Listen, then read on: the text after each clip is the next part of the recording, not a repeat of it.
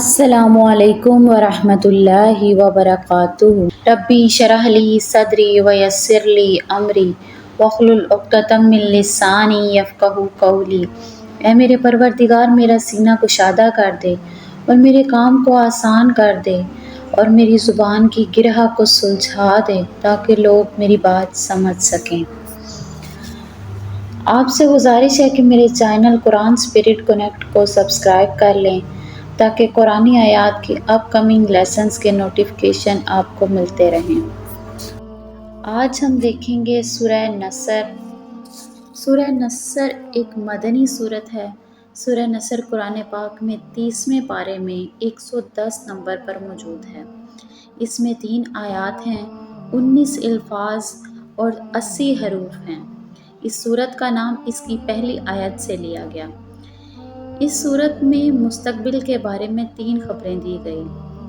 النصر کا مطلب ہے فتح، اور اس میں جو خبریں دی گئی اس میں نمبر 1 پر آتی ہے فتح مکہ، اور نمبر 2 پر آتی ہے مکہ کے ارد گرد رہنے والوں کا اسلام قبول کرنا، اور نمبر 3 پر آتا ہے پیغمبر محمد مصطفیٰ صلی اللہ علیہ وآلہ وسلم کی وفات کا ذکر۔ اعوذ باللہ من الشیطان الرجیم، بسم اللہ الرحمن الرحیم۔ اذا جاء نصر اللہ والفتح، جب اللہ کی مدد اور فتح آ جائے۔ اس سے مراد مکہ مکرمہ کی فتح ہے، جب مکہ مکرمہ آپ کے ہاتھوں فتح ہو جائے۔ زیادہ تر مفسرین کے مطابق یہ سورت فتح مکہ سے کچھ پہلے نازل ہوئی، اور اس میں ایک طرف تو یہ خوشخبری دی گئی کہ مکہ مکرمہ فتح ہو جائے گا، اور اس کے بعد عرب کے لوگ جوگ در جوگ دین اسلام میں داخل ہوں گے۔ چنانچہ واقعہ یہی ہوا، اور دوسری طرف چنانچہ اسلام کے پھیل جانے سے حضور اقدس صلی اللہ علیہ وآلہ وسلم دنیا میں تشریف لانے کا مقصد حاصل ہو جائے گا۔ اس لیے آپ صلی اللہ علیہ وآلہ وسلم کو دنیا سے رخصت ہونے کی تیاری کے لیے حمد، تسبیح اور استغفار کا حکم دیا گیا۔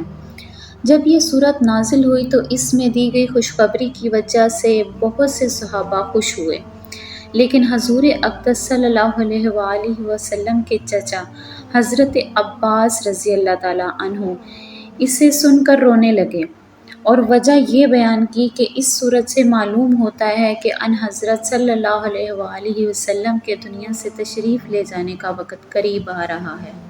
وَرَأَيْتَ النَّاسَ، اور آپ دیکھیں گے کہ لوگ یدخلون، داخل ہو رہے ہوں گے، فی دین اللہ، اللہ تعالیٰ کے دین میں، افواجا، فوج در فوج، اور تم لوگوں کو دیکھ لو کہ وہ فوج در فوج اللہ کے دین میں داخل ہو رہے ہوں گے۔ فَسَبِّحْ بِحَمْدِ رَبِّکَ، پس پاکیزگی بیان کیجئے تعریف کے ساتھ اپنے رب کی۔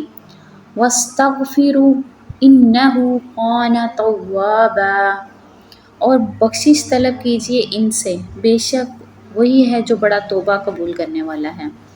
یعنی اپنے پروردگار کی حمد کے ساتھ اس کی تسبیح کرو اور اس سے مغفرت مانگو، یقین جانو وہ بہت معاف کرنے والا ہے۔ اگرچہ ان حضرت صلی اللہ علیہ وآلہ وسلم ہر طرح سے گناہوں سے پاک اور معصوم تھے، اگر آپ کی شان کے لحاظ سے کوئی بھول چول ہوئی بھی تو سورہ فتح میں اللہ تعالیٰ نے اس کو معاف کرنے کا اعلان فرما دیا تھا۔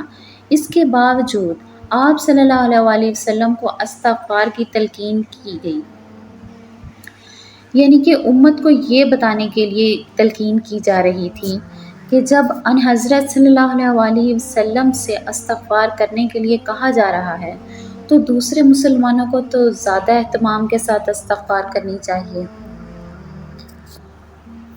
صدق اللہ العظیم۔